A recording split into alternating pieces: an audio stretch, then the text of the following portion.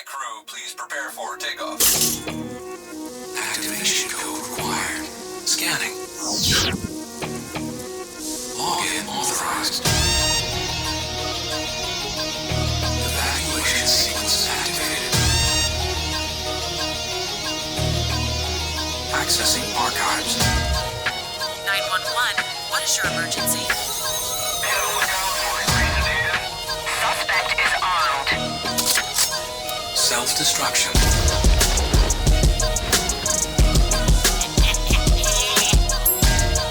Planning to comply. Officers are on the scene. In pursuit of suspect, west on Hall Road. Synchronizing. 80%. Take cover! Engage. Dust to dust.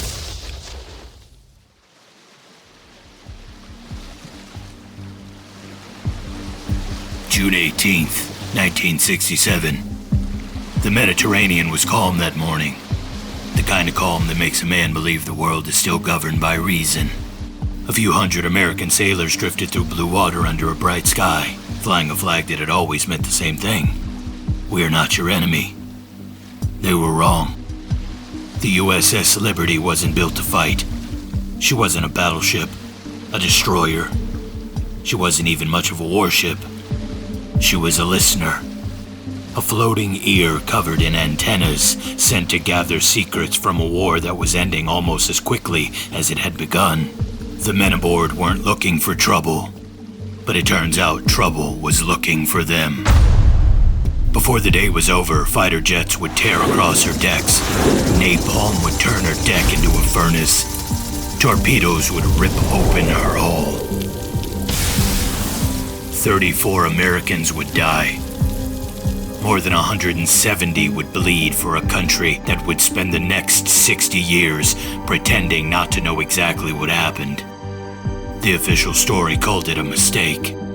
Funny thing about mistakes. Most mistakes happen once. This one arrived in waves. The deeper I dug into the Liberty, the less it looked like a tragedy of war. The more it looked like something far worse. A truth so politically inconvenient that powerful men decided it would be safer if it sank with the ship. The Liberty was sent to listen. What she heard may have gotten her killed. Some stories are buried because they're old, others are buried because they're dangerous. The USS Liberty has spent almost 60 years at the bottom of both graves.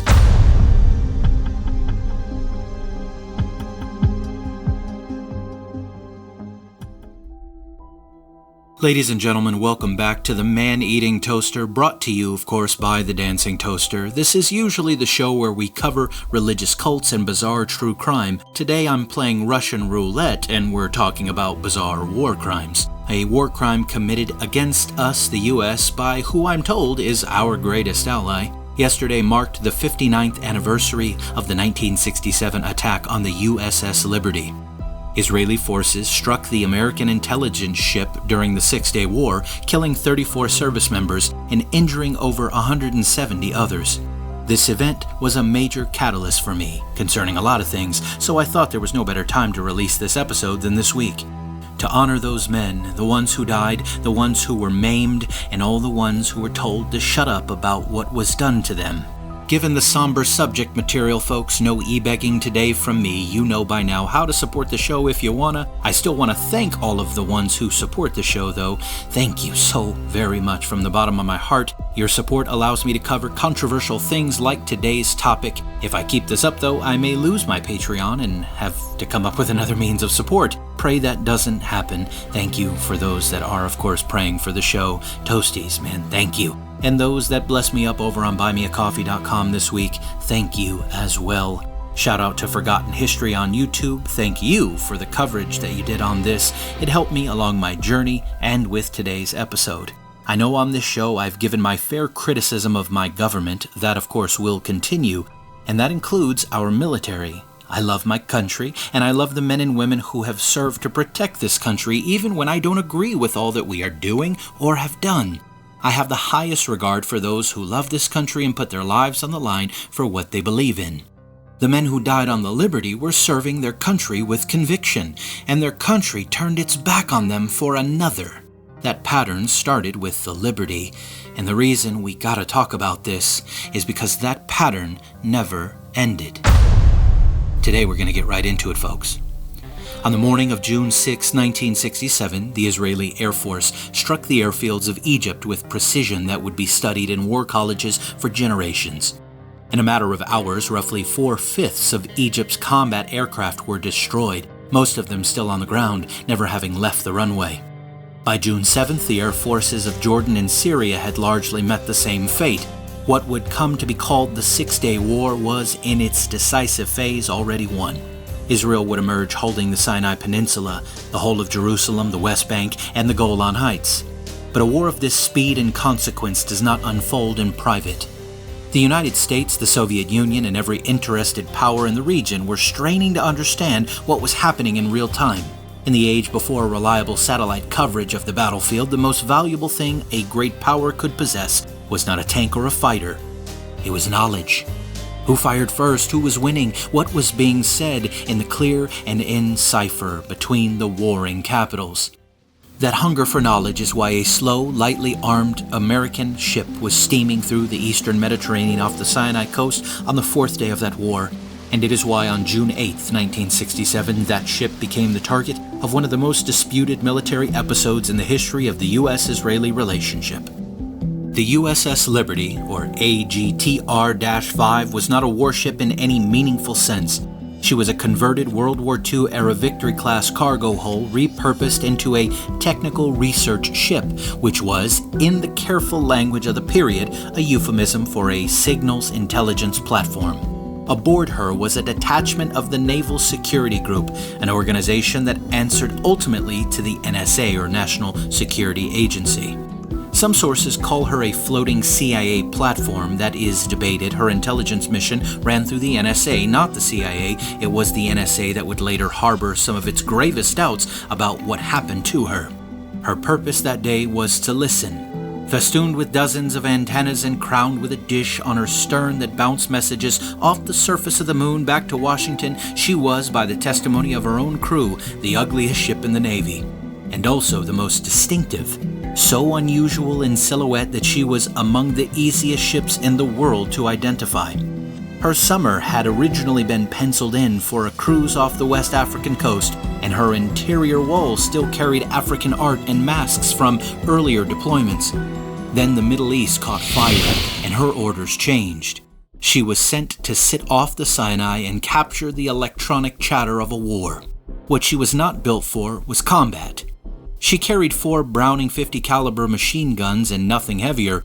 Her own 4-page gunnery doctrine described the guns' purposes as repelling boarders, not engaging aircraft. Her infirmary, designed for a crew of roughly 300, could accommodate 4 patients at a time. She had a single surgical table. The crew, by and large, did not expect to be attacked, and their reasoning was sound. She flew the American flag, her hull markings were freshly painted, the weather was clear, the sea was calm, and no nation in history had ever deliberately attacked a spy ship of a non-belligerent power. The danger simply did not feel real. What makes the so-called accident explanation so difficult to sustain is not a single dramatic fact, but the sheer accumulation of contact between the Liberty and Israeli forces before a single shot was fired. It was the early morning of June 8th, the 24th birthday as it happened of Navy Ensign John Scott, who was up before 4 a.m. for deck watch. That morning, an Israeli reconnaissance aircraft, a twin-boomed Nord-Naratlas, began patrolling the coast for ships beyond radar range. There was exactly one ship out there, and an Israeli naval observer aboard the aircraft studied her closely. According to Israel's own later accounts, the plane first reported a destroyer, then corrected itself, a U.S. Navy supply-type vessel. The observer recorded her hull markings, GTR-5, and on landing was debriefed by an Air Command officer, after which, per an official Israeli inquiry, the ship's identity was established as the American naval vessel Liberty.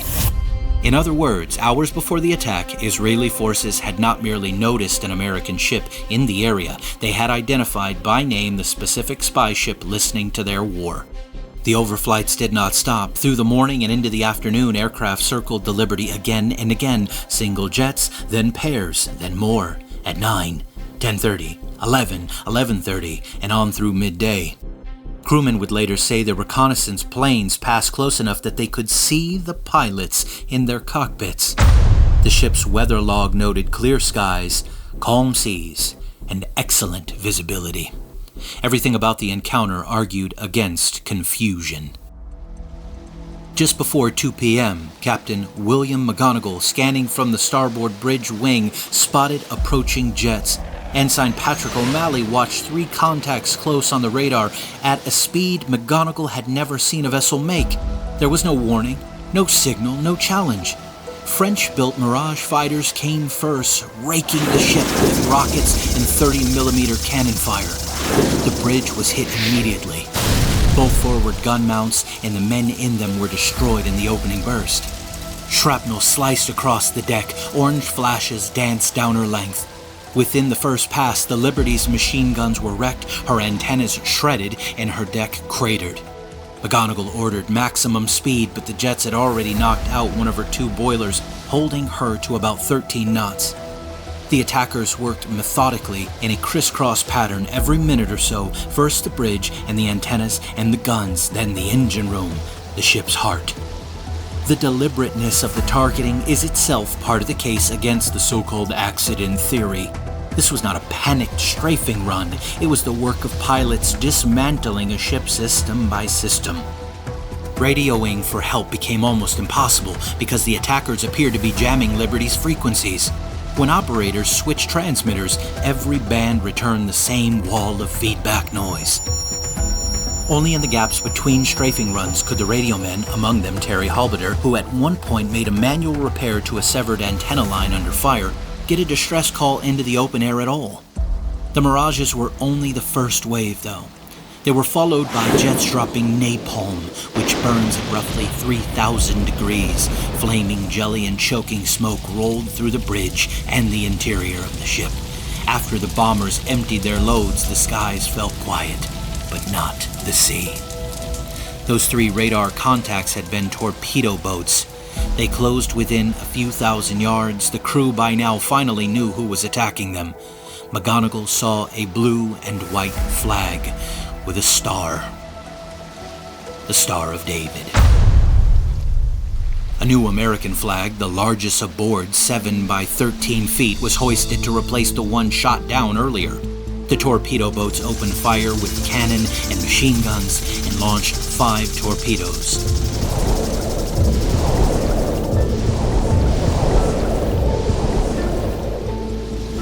4 missed. 1 struck the starboard side, tearing a hole 39 feet wide and 24 feet tall, directly into the spaces where the NSA detachment worked. 25 men were killed by that single blast. Water, oil, classified documents, and bodies poured into the sea. Then came an act that, more than any other, severs the episode from the ordinary tragedies of war. As the crew launched life rafts to evacuate the most badly wounded, the torpedo boats machine gunned the rafts in the water.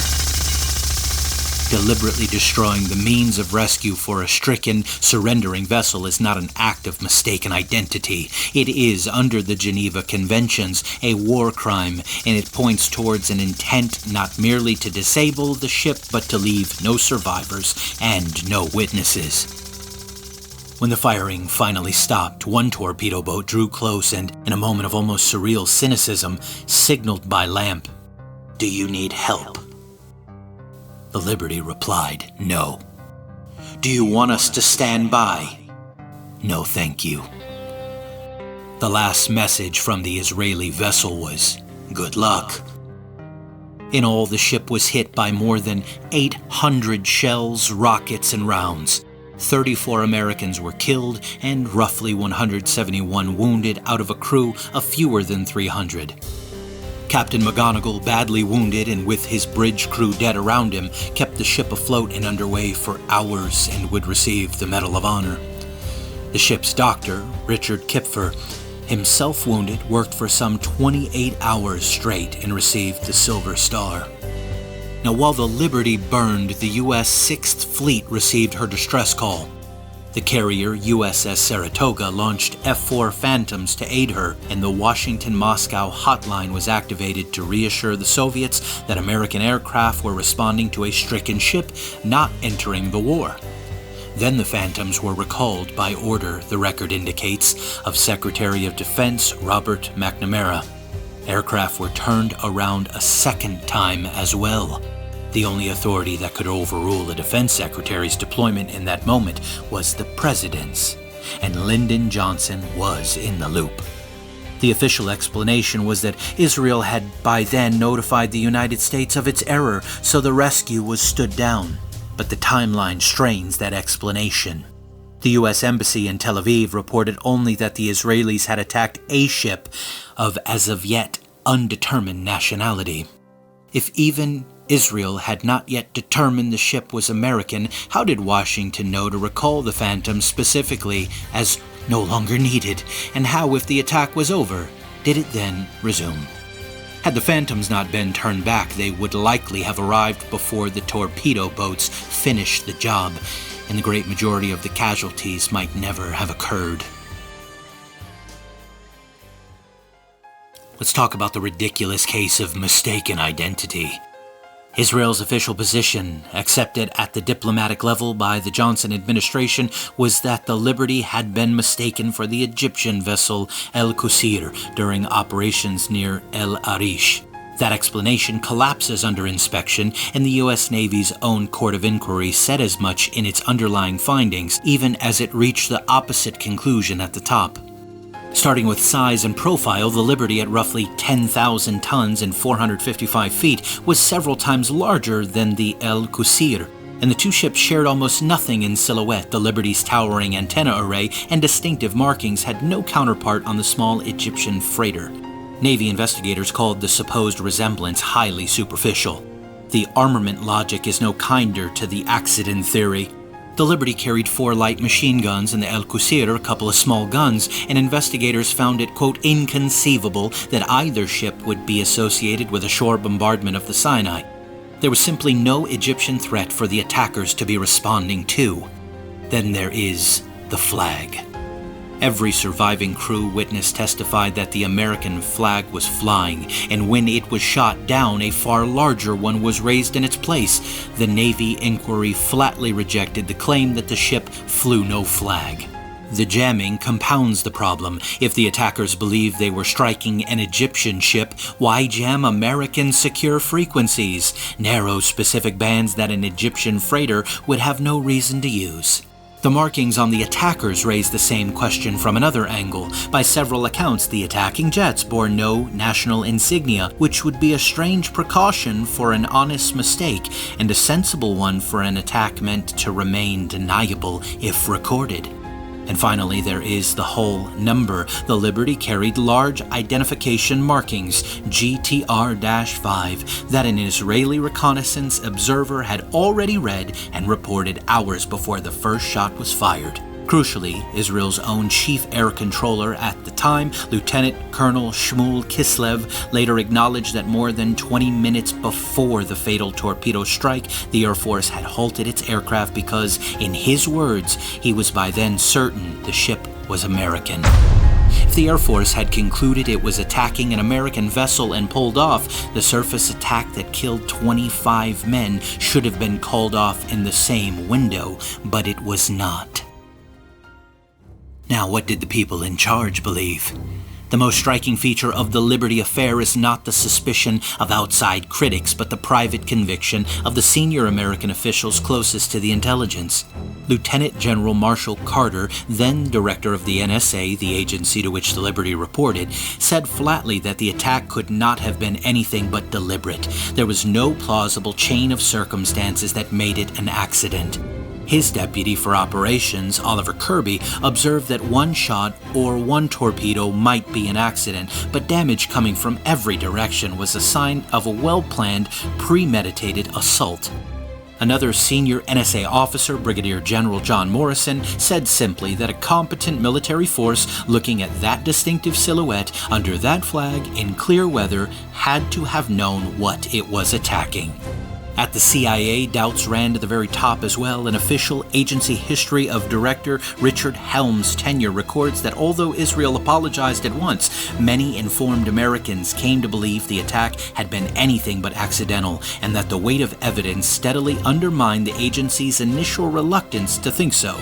Helms himself, in a later oral history, said there could be no doubt the Israelis knew what they were doing and surmised they wanted to blind American eavesdropping before moving on the Golan Heights. Deputy Director Vice Admiral Rufus Taylor wrote that the picture suggested Israel knew the Liberty might be the target and attacked anyway. The State Department's own intelligence bureau noted that it was, quote, remarkable no pilot in 6 strafing runs identified the vessel as American, and that the torpedo attack, coming roughly 20 minutes after the air attack, could have been called off had proper identification been made. And then there was President Johnson. Within 2 weeks of the attack, Newsweek reported a top-level theory that someone in the Israeli command had ordered the Liberty sunk because she may have recorded evidence about how the fighting started. The magazine's source, by later accounts, was Johnson himself. If the attack is disputed, the suppression of its investigation is far less so. The Naval Court of Inquiry was given 1 week. Its chief counsel, Captain Ward Boston, and its president, Rear Admiral Isaac Kidd, both estimated that a proper inquiry into an attack of this magnitude would require 6 months.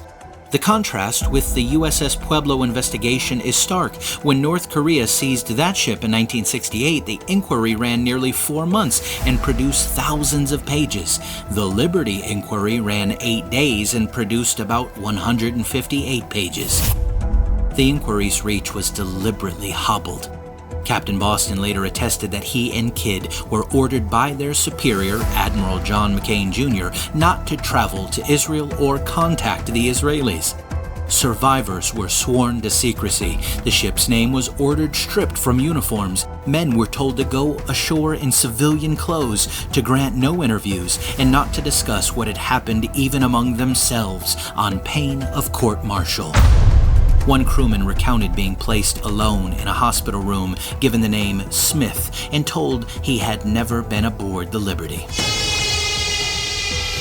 The Navy's Judge Advocate General reportedly had only about a day to review the lengthy inquiry record and harbored serious reservations about it. Records by several accounts were altered to compress the 2-hour ordeal into a shorter, accident-shaped timeline. In 2004, an aging Ward Boston broke more than 3 decades of silence in a sworn affidavit entered into the congressional record. He wrote that, quote, recent attempts to rewrite history compelled him to speak.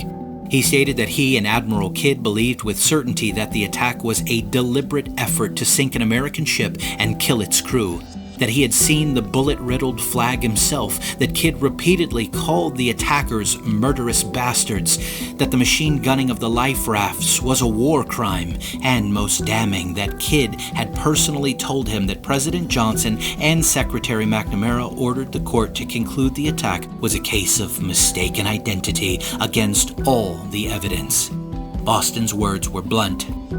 A direct order from the President and the Secretary of Defense to keep quiet.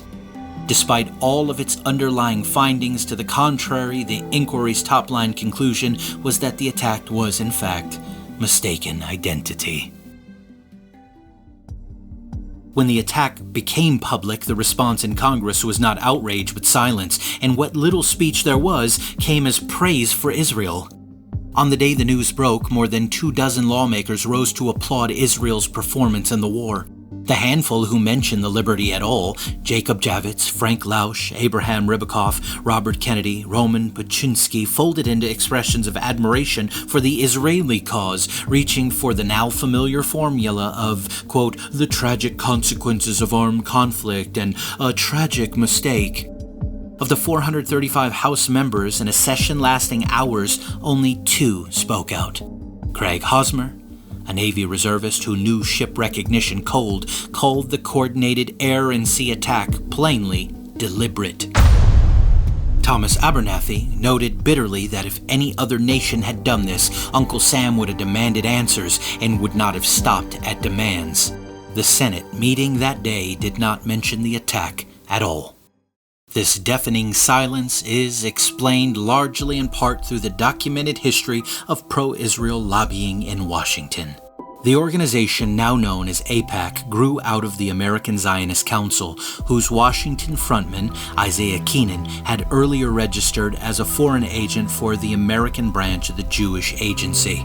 By 1963, Senator J. William Fulbright, chairman of the Senate Foreign Relations Committee, had aimed his investigation of foreign influence at a specific and awkward question: how a web of nominally American organizations was actually being financed.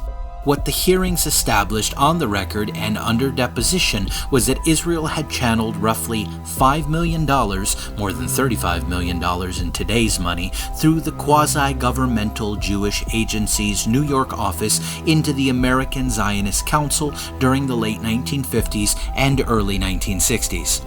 The dependence was near total. Under questioning, the AZC was forced to concede that it had received virtually all of its operating funds from the Jewish Agency. This was not a domestic membership group that happened to accept some foreign money. In its financing, it was an arm of a foreign principle. The Justice Department had already reached the same verdict. On November 21, 1962, its Internal Security Section sent the AZC a certified letter ordering it to register as the agent of a foreign principal on the grounds that it was taking Jewish agency money for propaganda work. The order came under Attorney General Robert Kennedy, though the Eisenhower administration had pressed the same demand throughout the 1950s. The statute was the 1938 Foreign Agents Registration Act, written to drag Nazi and Soviet influence operations into the open, and its whole logic was disclosure. An organization acting politically at a foreign government's direction had to say so publicly and itemize what it did. The AZC never complied. Within roughly 6 weeks of the order, its lobbying functions were lifted out and rehoused in a separate Washington entity, the American Israel Public Affairs Committee, AIPAC, staffed by former AZC personnel with Isaiah Keenan, who had himself once been a registered information officer for Israel's foreign ministry, at its head. AIPAC's defense was structural rather than substantive. It claimed to be funded by American donors rather than directly by Israel, and therefore not an agent of a foreign principal at all. On that footing, it declined to register. The Justice Department eventually let the matter drop, and the new body carried on the old one's mission without inheriting its legal problems.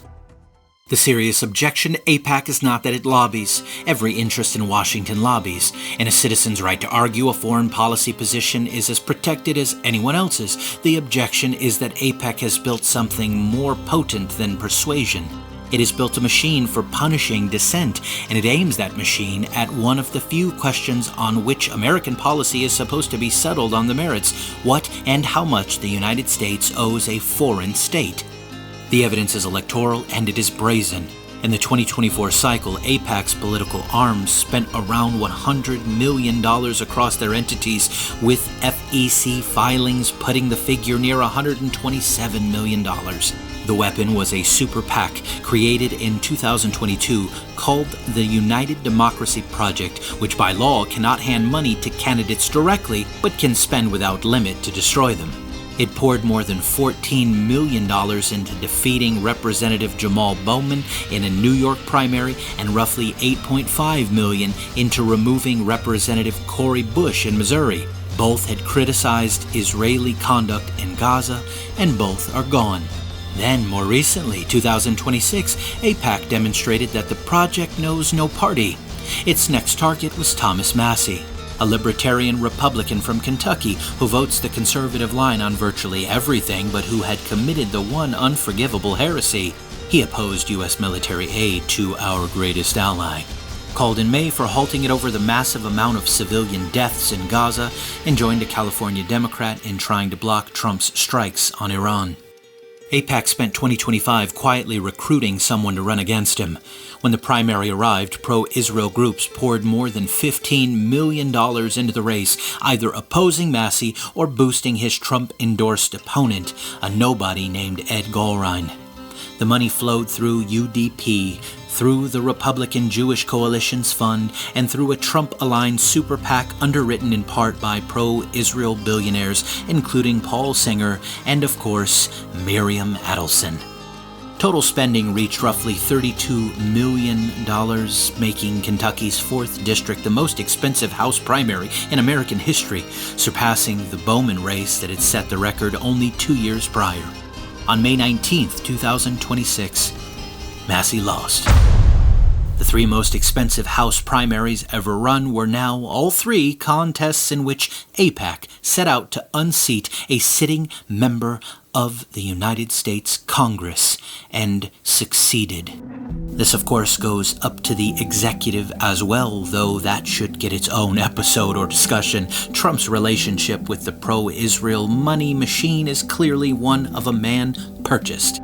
Megadonors like Miriam Adelson and Paul Singer have poured enormous sums into his orbit and into the PACs that enforce their will. The pro-Israel agenda has found in Trump an aggressive instrument, never more visibly than when his rage and AIPAC's millions converged to end Thomas Massey. Trump takes the money and the loyalty it buys and no longer thinks of Americans. He doesn't even think for himself, but does what he's told on Israel, on Iran, on Lebanon, on Netanyahu. But it's now so much to his detriment that I no longer think he's simply bought, but highly compromised, maybe by a special set of files. But we've already discussed that.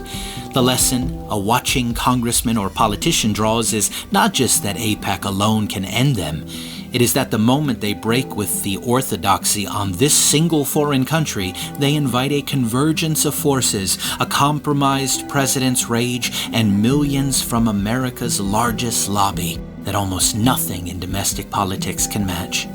A squad progressive in Yonkers and a constitutionalist libertarian in Kentucky have nothing in common except the experience of being made an example of, and that is precisely the point.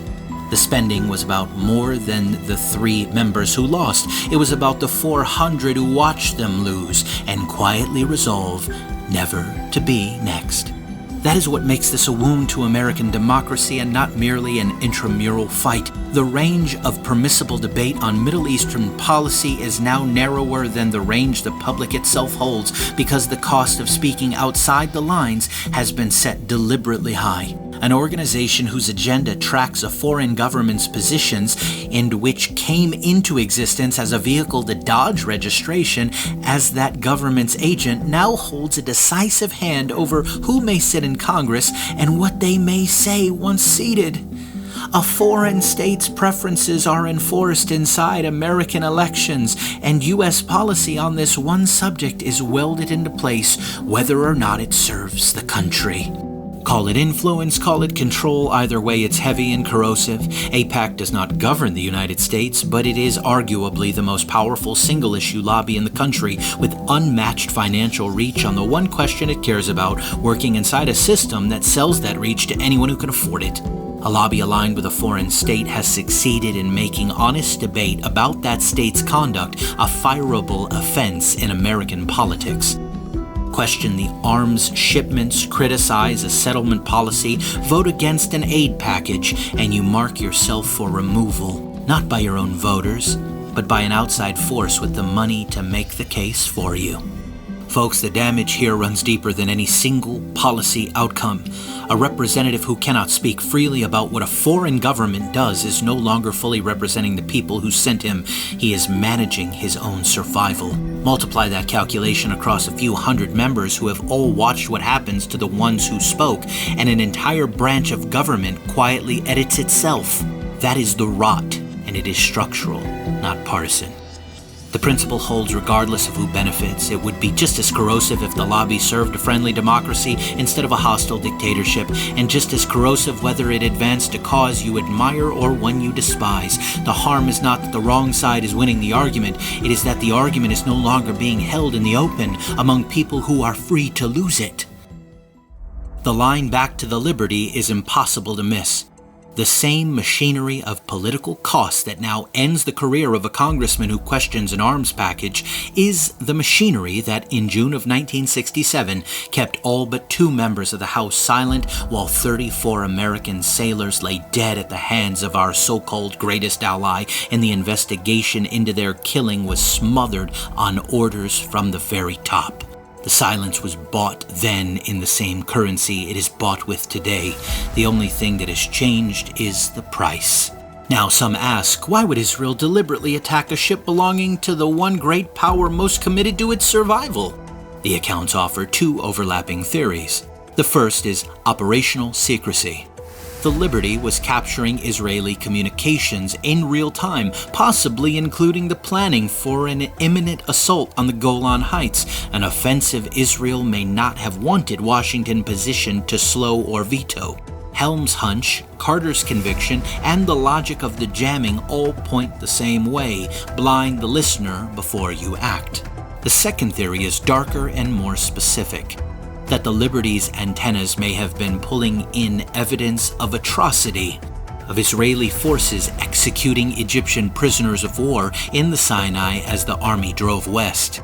This is not a charge cooked up by the ship's defenders. It came decades later from Israelis themselves.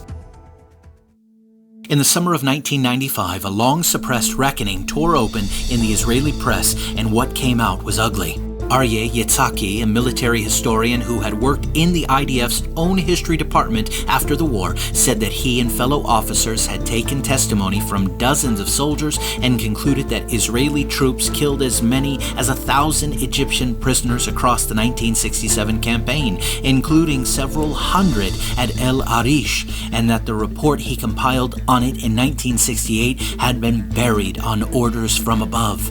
He was not a lone voice. Gabi Braun, an Israeli journalist who was present, described watching Egyptian prisoners at El Arish airfield be forced to dig pits before military police shot them down on the morning of June 8th, the same day the Liberty was attacked a few miles offshore. Michael Bar Zohar, later a member of the Knesset, said he had seen 2 army cooks stab bound prisoners to death. Lay the geography over the clock and the theory builds itself. On June 8, 1967, in and around El Arish, Israeli units were committing crimes that a great power's intelligence ship, sitting 14 miles out with the most advanced listening gear afloat, was perfectly placed to hear and record as they happened. This is the case James Bamford makes in his History of the NSA, that the Liberty had wandered into the acoustic shadow of a massacre, and that silencing her was a way to keep what she heard from ever reaching Washington or the world. Their Army's own paperwork offers grim corroboration. On June 11th, 3 days after the attack, the General Staff issued new orders that expressly forbade killing soldiers and civilians who had surrendered. An army only writes a directive like that when its men have been doing the opposite. Israel's defenders contest both the scale of the El Arish executions and any connection to the ship. But one thing is no longer deniable. The atrocity the Liberty may have witnessed was real. Israelis themselves placed it on the record, and unmarked graves of Egyptian soldiers from 1967 were still surfacing in news reports as recently as 2022, prompting an Israeli prime minister to order an inquiry. There is an official version of events, and there is what the men who actually ran American intelligence believed. The two have never matched, and the distance between them is the whole story. The official version is that the Liberty was a tragic case of mistaken identity in the fog of war. That verdict came from a Navy court of inquiry given 8 days to examine an attack that warranted 6 months, and it was left standing by the roughly 10 American and Israeli investigations that followed. Israel apologized. They were absolved at the diplomatic level and paid compensation in 3 installments, roughly $3.3 million in 1968 for the families of the dead, $3.6 million in 1969 for the wounded, and $6 million in 1980 for the ship. About $13 million in all, though it's worth pausing on that number. The entire price Israel paid for killing 34 American servicemen and maiming 170 more was a fraction of what the American people now hand them in a single day. At the current rate of roughly $3.8 billion a year in military aid on average, $13 million is less than 2 days' worth. Defenders of that verdict still note that no investigation ever produced a written order to attack a ship known to be American. They tend to leave out the rest of the sentence, which is that no investigation with the power to compel such a document was ever allowed to go looking for one. A conclusion reached by an inquiry that was forbidden to gather evidence is not a finding, that's a press release. Against that official line stands nearly everyone who was in a position to know the truth. It starts with the survivors themselves, nearly every man who lived through the attack. It includes Ward Boston, the inquiry's own chief counsel, who swore in 2004 that he and Admiral Kidd had believed the attack was deliberate and that Lyndon Johnson and Robert McNamara ordered them to call it an accident anyway. It includes NSA Director Marshall Carter and his senior staff, CIA Director Richard Helms and his deputies, and the State Department's own intelligence analysts. And it includes a long line of admirals and generals, among them former Joint Chiefs Chairman Thomas Moorer, who kept demanding a congressional investigation until less than a month before his death in 2004. These are not crackpots trading rumors. These were members of the U.S. government at all these levels. They read the intercepts, and not one of them believed the story their own government was selling. When the people who built the American intelligence apparatus reject the official record, the word for that account is not contested, it is discredited. The newest voice joined them yesterday on June 8, 2026. On the 59th anniversary of the attack, Representative Thomas Massie rose on the House floor to honor the dead and the wounded, with survivors of the Liberty seated in the gallery as his guests. He reminded the chamber that figures like Helms and the former intelligence chief Bobby Ray Inman never accepted the accident story, that they regarded it as deliberate, an act of murder committed either to blind the ship to what Israel was doing that day or for reasons worse still, and he called once more for an investigation and a resolution that honored the crew. The timing was its own verdict. Massie was speaking as an outgoing member, having just been stripped of his seat in the most expensive House primary in American history by the very lobby whose grip he was now naming from the well of the House. A man the pro-Israel machine had spent more than $15 million to remove was using the last of his time in office to force the Liberty back into the light for the sake of liberty. The symmetry escaped no one. What is not in dispute by anyone is the conduct of the United States afterward. The inquiry was rushed and muzzled. The survivors were threatened into silence under pain of court-martial. The rescue aircraft were turned back in mid-flight. The records were altered, and Congress, then and across 59 years since, has shown almost no appetite to look. Even Robert Gates, recalling his years in the CIA and the White House, said that every president he served, Ford, Carter, Reagan, and Bush, at some point grew so enraged with the Israelis that he could barely speak and felt there was nothing he could do about it because of domestic politics. Johnson, in June of 1967, felt precisely that, anger and impotence in the same breath, and chose impotence. Nearly 6 decades on, 34 Americans are still dead. Their shipmates are still waiting, and the government that sent them into that water has still never held the honest, unhurried investigation those men have begged for across 2 generations. The mistaken identity story does not survive contact with the evidence, with the intercepts, or with the sworn word of the people who ran American intelligence. What survives is the cover-up. And the ugliest truth the whole affair yields is the simplest one. The country that has lost those men looked hard at what had been done to them, understood it, and decided it would rather not know.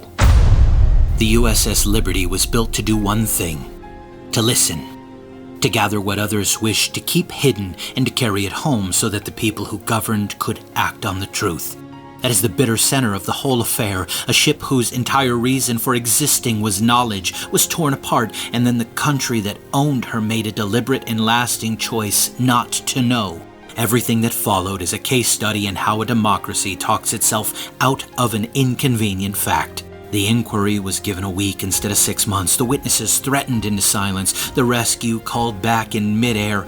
The record was shaved to fit the friendlier timeline, and the men who actually understood what had happened, the directors of the NSA and the CIA, the analysts of state, the admirals, the generals who read the intercepts, were overruled not by better evidence, but by a calculation about what the truth would cost in domestic politics. The cost was judged too high. The truth was set aside, and it has stayed there for 59 years.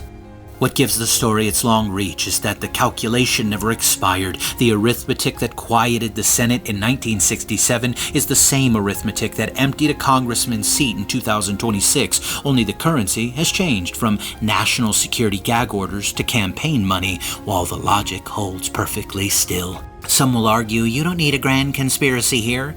Just create enough incentives and everyone will fall into line on their own, but that explanation only goes so far. Someone still has to create the incentives. Someone decides which subjects are untouchable, which questions are dangerous, and what penalties will be imposed on those who refuse to comply.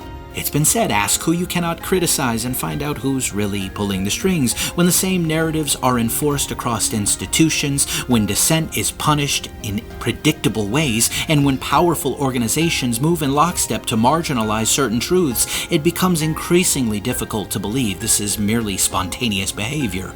A conspiracy does not require every participant to know the whole plan. Most never do. All that is required is a relatively small group at the top setting the boundaries of acceptable thought, while everyone beneath them responds to the pressures that have been deliberately engineered. The public sees thousands of people remaining silent and assumes there is no conspiracy because no one is giving orders. But the genius of a well-designed conspiracy is that the orders were given long ago. The system now enforces itself. The highest form of control is not forcing people to obey. It is creating a world where obedience appears to be their own idea. That is how 34 dead sailors become a footnote in how a call for an investigation from the floor of the House becomes a curiosity on C-SPAN rather than an act of Congress. The survivors are old men now. A handful of them sat in the gallery yesterday, June 8, 2026, and they listened to one of the last members willing to say their ship's name aloud. They have asked for the same thing across 6 decades. Not vengeance, not money beyond the pittance already paid, but a single, honest, unhurried public accounting of how their friends died and who gave the order. It is close to the least a country can owe the men it sends out under its flag. It has never once been granted. The deepest charge in the Liberty story isn't against Israel, though they have plenty of blood on their hands, then and now. The deepest charge is against the United States, which lost its own men, learned the truth of how it happened, and chose its alliance and its quiet over their memory. The ship was sent out to listen. The country it served decided it would rather not hear. Until that decision is reversed and the one forum with the power to reverse it, the silence that was purchased in June of 1967 is not history. It is policy renewed every year that no one in power is willing to pay the price of breaking it. But you know the hits keep coming. This story broke on Friday, June 5th, 2026, and it deserves our full attention because it is the closest thing to a confirmation of everything we've been talking about. According to NBC News, citing 2 current U.S. officials and 1 former official, the Pentagon's Defense Intelligence Agency, the DIA, quietly raised its counterintelligence threat level for the State of Israel to the highest designation it has. The top of the scale, they moved Israel from high to critical, the same category reserved for the most serious intelligence threats this country faces. And this wasn't a passing remark in a meeting. It was circulated internally in the weeks beforehand as a formal 7-page assessment, complete with a chart rating Israel's human and technical spying capabilities, its ability to run agents and to intercept communications as, quote, critical. Now stop and chew on what that word means in this context. This is not some fringe podcaster or foreign adversary making the accusation. This is the United States Defense Department's own intelligence arm, formally classifying its greatest ally, the single largest recipient of American military aid on the planet, as a top-tier espionage threat to the nation that pays for it. funds it. And here's what lifts this clear out of the, well, everyone spies on everyone excuse you're going to hear people reach for. The first part is who is being targeted. According to the reporting, Israeli collection efforts were aimed at the very top of the current administration. Steve Witkoff, President Trump's lead negotiator on Iran, Elbridge Colby, the Pentagon's senior policy official, and one of Colby's principal deputies, Michael Domino. These are not random bureaucrats. They are the specific people shaping America's position on the war with Iran. The second part is the framing from the officials themselves, who said plainly that what Israel has been doing goes well beyond the norm, expected, tolerated background spying that allies quietly do to one another. Put those two pieces together and the picture is unmistakable. The concern is not that Israel keeps tabs on the United States in some general sense. The concern is that an ally has been burrowing into the private, internal deliberations of the American government, reading our hand before we play it in order to get ahead of our decisions, and above all, our current decisions on Iran. Ask yourself the obvious question, why would officials inside America's own national security establishment risk leaking something like this about our greatest ally at this exact moment? The answer points back to the rift that has opened over Iran, and it points with a kind of grim symmetry all the way back to a ship in the Mediterranean in 1967. To make matters worse, every year Congress passes one giant bill that sets U.S. military policy and spending called the National Defense Authorization Act, or NDAA. Buried inside this year's House version is a section called Section 224, the United States-Israel Defense Technology Cooperation Initiative, blah, blah, blah, blah. In plain terms, it's a measure to tie the American and Israeli defense industries much more tightly together. Joint weapons research, co-production of weapons, shared technology, licensing deals, the whole machinery of building military hardware. Supporters say it's just streamlining cooperation. Oh, it already exists. Supporters say, it's just streamlining cooperation that already exists. But critics say it would bind the two countries' weapons industries closer than the U.S. is bound to any other nation on the planet. The simplest way to put it is this: we already give Israel money, but this is different. Money you can cut off. You vote on it. Well, sometimes. You attach conditions. You can say no next year. But integration is much harder to reverse, and they know it. Once two countries' weapons programs, supply chains, and research are woven together, you can't easily pull them apart, and the relationship stops being something Congress approves year to year and becomes something baked into the structure of both militaries. Friends, here are 3 layers of objection to this madness. The first is oversight. A normal aid package gets debated and voted on, at least in theory. Deep industrial integration tends to run through standing programs and a designated coordinator, which means it can keep expanding without Congress taking a fresh vote each time. Critics argue that's the actual point, to lock in the relationship in a way that escapes the annual debates. The second layer of objection is sovereignty, something we demonstrated is already at risk. The more your weapons development is fused with a foreign government's, the more your own choices get constrained by theirs. You can't easily make a decision the partner dislikes when your industrial base is entangled with theirs. Some of the loudest opponents suggest this hands command of the U.S. military to our, quote, greatest ally. Of course, the bill's defenders claim it does no such thing. It's hard for them to defend this nonsense when, in a letter to Representative Marlin Stutzman, Netanyahu said not only that he was, quote, heartened by Section 224, more bluntly than that, Netanyahu has called Section 224, quote, my plan. So you don't even have to infer his involvement. He claimed authorship of the concept himself. And when you see how much our politicians receive in funds from reps of our greatest ally, it's no wonder that attempts to remove Section 224 were shut down.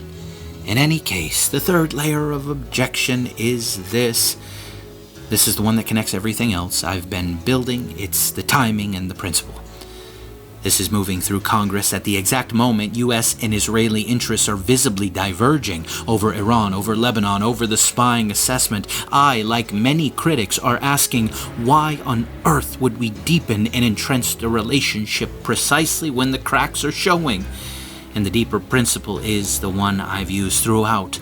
A citizen's representatives should be free to vote on foreign commitments openly, one at a time. A provision designed to make a foreign commitment permanent and self-perpetuating takes that choice away from future Congresses, and that's a problem regardless of which country it benefits. Section 224 doesn't just fund Israel's military, it fuses ours to it in a way that's far harder to undo than any check we could stop writing, and it does so secretly and quietly, like the Liberty, through a single line in a 1,000-page bill at the exact moment the two countries' interests are pulling apart. This episode is very unpleasant for me. Friends, I used to be a quote-unquote Zionist. I don't say that to perform a conversion or to launder what I think I know. I say it because it's true, and because the people quickest to call me names should understand that I arrived at my present position from theirs. I believed the story, and I believed it sincerely. A people hunted across centuries, nearly annihilated within living memory, who had finally built a refuge where no one could come for them again. A small democracy surrounded by larger neighbors who wanted it gone. An underdog that asks only to survive. I held these positions sincerely. Though tribal loyalty and cognitive dissonance played their role, to be sure, I held them because they seemed morally obvious and because the alternative seemed like abandoning a people to the worst thing that had ever happened to them. If you told the younger version of me that I'd one day be accused of hating Jews, I'd have been genuinely wounded by it because I loved the idea I was defending. What changed me was more than arguments, it was watching. It was Gaza, the sheer scale and duration of it, the numbers when I stopped seeing merely statistics and started seeing children. Fathers holding the corpses of their daughters over and over again. I think of the daughter I've longed for and thought, what would I do if she had 2 sniper bullets in the head or chest? What would I do if she was shot by a tank? If you know, you know. And now there's Lebanon calling everything Hezbollah so you can turn it all to ash. Imagine seeing some cockroaches and thinking the only solution is to burn the whole house down. It's absurd. Or removing a lower torso for gangrened pinky toes. What are we talking about? How can you see the images and think, oh, yep, looks about right, when the devastation is worse than World War I or II? We were dragged into Iran for a nuke that never existed to open a strait that was already opened. We're told one minute Israel had nothing to do with it, and the next minute, oh, we had to do it for Israel. Marco Rubio settled it for us on March 2nd when he said, "We knew that there was going to be an Israeli action. We knew that that would precipitate an attack against American forces, and we knew that if we didn't preemptively go after them before they launched those attacks, we would suffer higher casualties." The so-called threat to America that supposedly justified the strike was not something Iran did to the United States. It was the predicted reaction to something Israel was about to do. Strip it down and the chain is this. Israel acts, Iran hits back at us, so we must hit first. Which means the event that set the entire sequence in motion, the thing that made American forces a target at all, was Israel's decision, not Iran's aggression, and not any direct threat to the U.S. In any case, at some point the story I'd been told stopped fitting what I was seeing with my own eyes. The refuge was conducting itself like the thing it claimed to fear, and the gap between the worlds, self-defense, no choice, the most moral army in the world, and the footage I was seeing, well, that gap got too wide for me to keep standing in it. Friends, I didn't want to see it. I want to be honest about that. It would have been easier to look away, and most people I know still do. The thing that finished it, though, wasn't the bloodshed itself. It was what happened when I opened my mouth about it. I didn't accuse anyone of anything monstrous. I asked questions. I said I was troubled, and the speed of the response taught me more than any of the events had. The label came almost instantly before any actual argument, as if the point were not to answer the concern, but to make sure the concern was never voiced again. I watched it happen to others, people far more careful and qualified than myself, and I watched it happen in the same shape every time. The accusation wasn't a response to what was said, it was a punishment for saying anything at all. That was the moment the floor shifted. Because if a thing is righteous, you can question it, and it survives the questioning. The truth doesn't need a tripwire around it. When the response to a sincere question is not an answer but a brand, the brand is the tell. It means the boundary is being policed for a reason that has nothing to do with truth. And once I saw the pattern, I couldn't stop seeing it backward. The USS Liberty was where it started for me, or where it should have started for everyone. An American ship, 34 Americans dead, an attack that the men who ran American intelligence did not believe was an accident, and a silence that has held for nearly 60 years. It should have been one of the great scandals of the century. Instead, it was buried, and the men who survived it have spent their lives being told, in effect, shut up. The same instinct that brands a question today is the instinct that smothered that inquiry then. The currency changed, the reflex did not. So here is where I've landed, and I'll say it plainly because the label is coming either way. I am not an anti-Semite. I do not hate Jewish people, and nothing I've come to believe asks me to.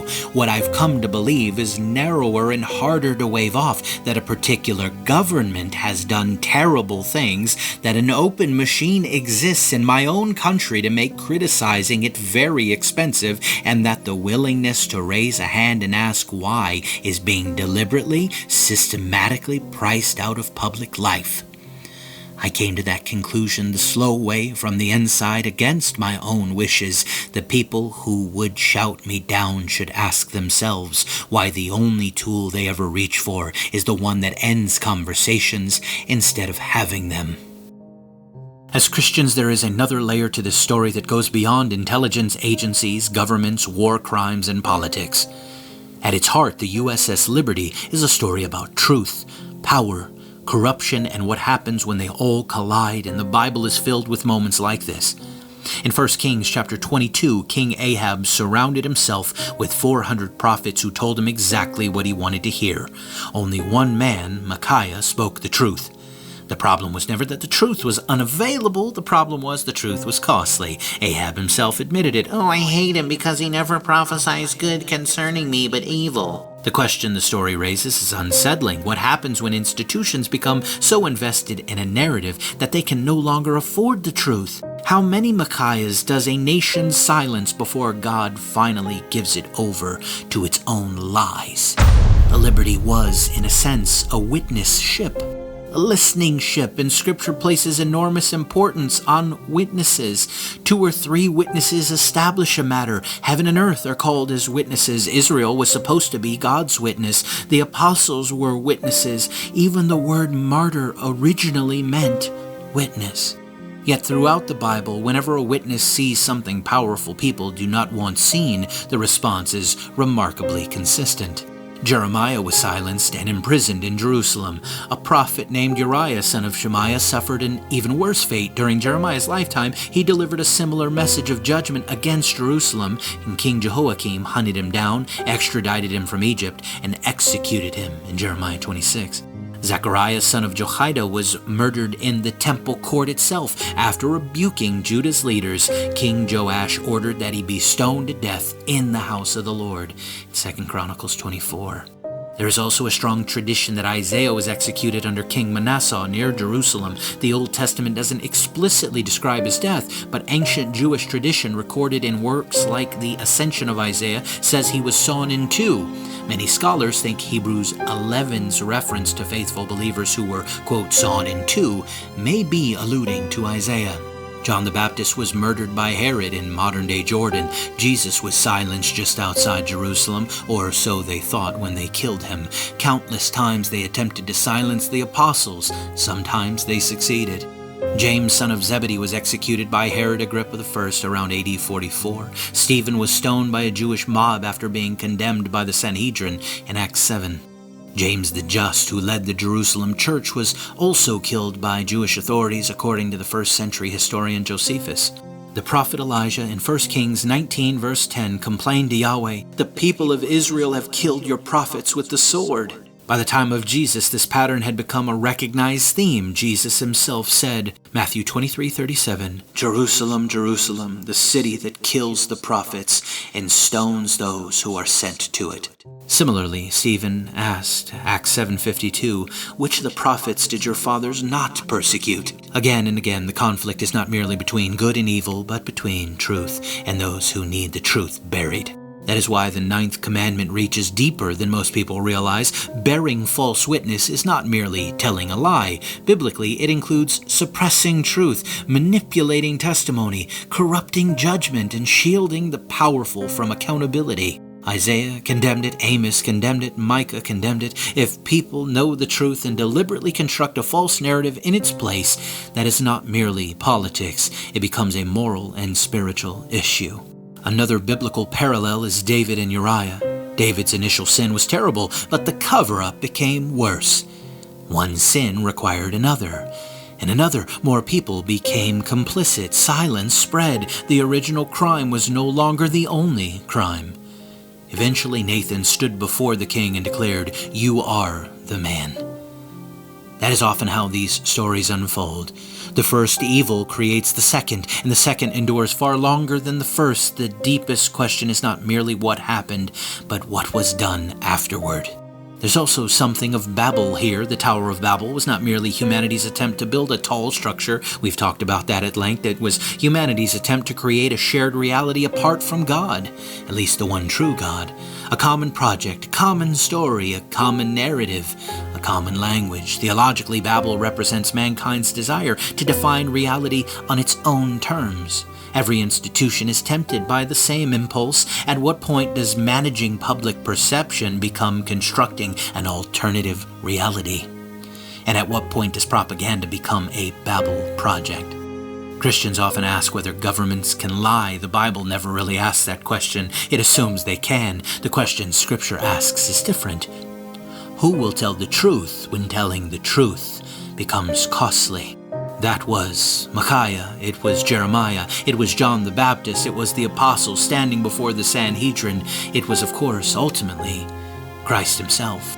The central conflict of the gospel is not merely sin versus righteousness, it is truth versus power and corruption. Pilate looked truth incarnate in the face and asked, "What is truth?" Then he washed his hands and chose political expediency over what he knew to be right. It turns out lobbying political leaders to do one's will is not a new thing. Neither is pressuring those leaders to ignore inconvenient truths. The names change, the methods evolve, the incentives shift, but the temptation remains the same: to sacrifice truth on the altar of power, influence, and self-preservation.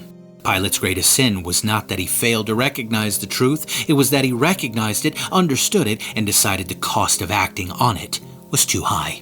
That may be the most unsettling lesson of all, not that people fail to recognize the truth, but that they recognize it, they understand it, and decide the cost of acknowledging it is simply too high.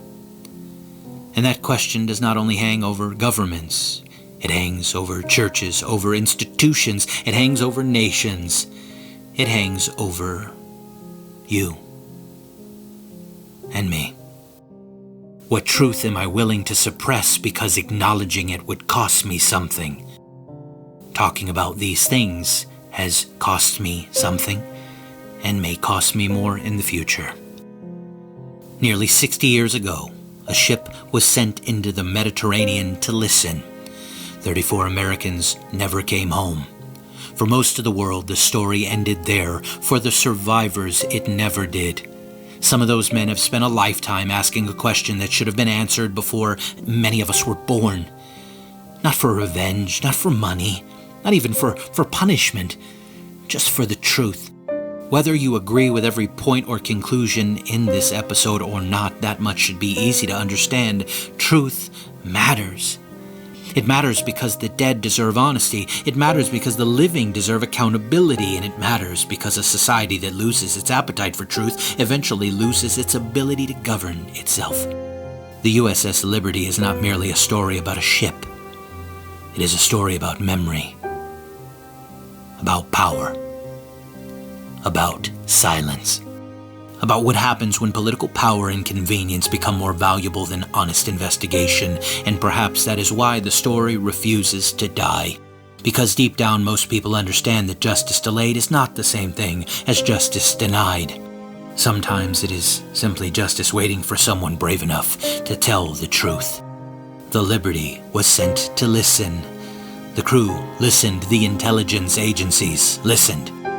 The survivors listened. The question is whether anyone else will.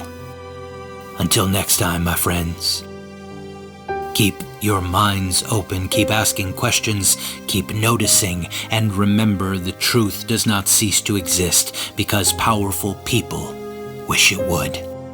Thank you all for listening today to the Man-Eating Toaster and the Dancing Toaster wherever you're listening. Like, share, subscribe, comment, leave me a review, follow, do all the things wherever you consume the Man-Eating Toaster. But whatever you do, don't consume toasters, and don't let any lobbyists consume you. I love you.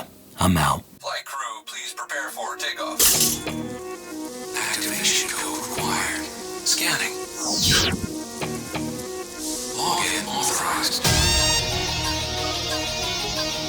Evaluation sequence activated. Accessing archives. 911, what is your emergency? Suspect is armed. Self-destruction.